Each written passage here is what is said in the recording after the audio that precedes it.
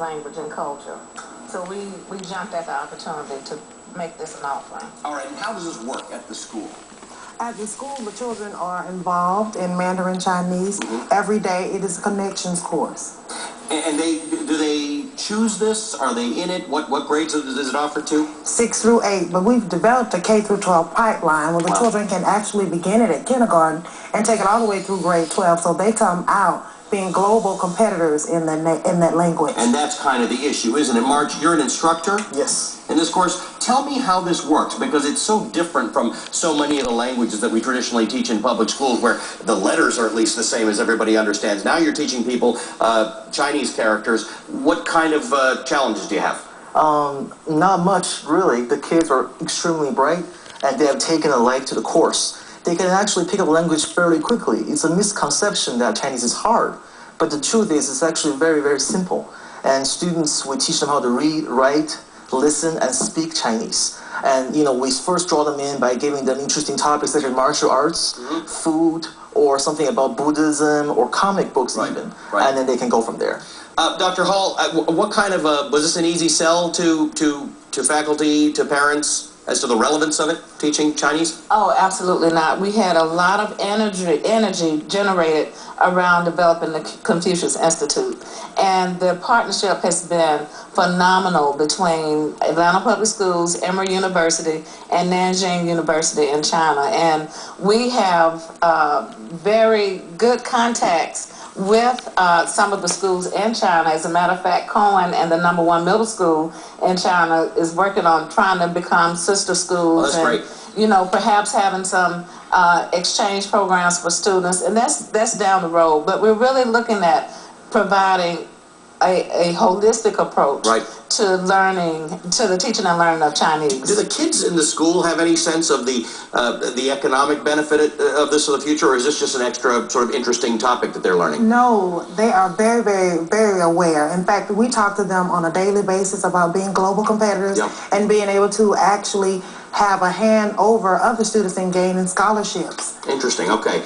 And let me ask you this: do you get any pushback from this? Because there's certainly a lot of people out there who say this whole China thing is overblown. China has all sorts of issues. We probably shouldn't be you know, getting so ready to have China be the big economy of the future. Does anybody ever say, why are you wasting my kids' time learning Chinese? Absolutely not. In fact, we had to have total buy-in from the community, the parents, all of our stakeholders that are involved with the total process of decision-making at the school. And so we get a lot of support from everyone involved. And as a matter of fact, we've had requests from parents, members of the community, to be able to take classes. Marge, when I look at that on the wall, when we wrote Choctaw up there, I was having a discussion with somebody who said, you can't say that's Mandarin, that's just Chinese, right? So explain to me the difference between the language Chinese and then the dialects.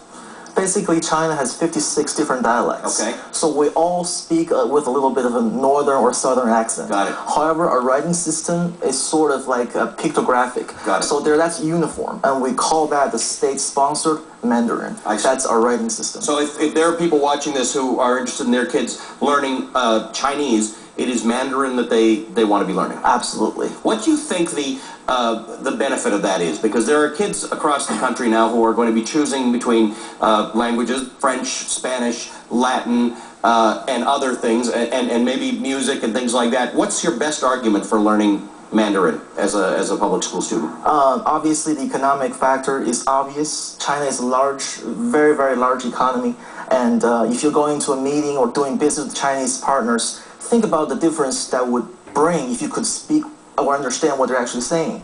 There's a huge economic factor, but also there's a culture aspect. If you look at America, in every major city there is a Chinatown. Your neighbors are probably Chinese, some of the people that you met are Chinese. So to learn Chinese is not just learn and understand about Eastern culture, but it's to learn about something that's been sort of ignored in the past. It's about America too. There's a lot of Chinese American in this country, and they're also part of society. Dr. Hall, let me just ask you this question, because, and I got it right? You're Dr. Hall, you're Dr. Saunders, right? Let me ask you this. We talk about education every day on this show, and we certainly have certain failings in the public school system and systems in this country about teaching people English adequately. How do you encourage people now to be concentrating on Chinese? Have we solved the English as a first language issue? Well, we're still working on that, but you have to establish parallel tracks, and you don't want to become stagnated. So while we're still working on teaching proper English and Spanish and French, we want to add Mandarin as well. Great. So It's not a zero-sum game. right. All right, well, thank you all for being here and telling us. I can sort of feel the excitement and the energy that you bring to this. This is a program, by the way, that's going on in other places in the country. Thank you all for this. Thank you. All right, 45 minutes after the hour, let me bring you up to speed with some of the top stories that we are following this hour. Attorney General Eric Holder calls it one of the largest single-day operations against the mob.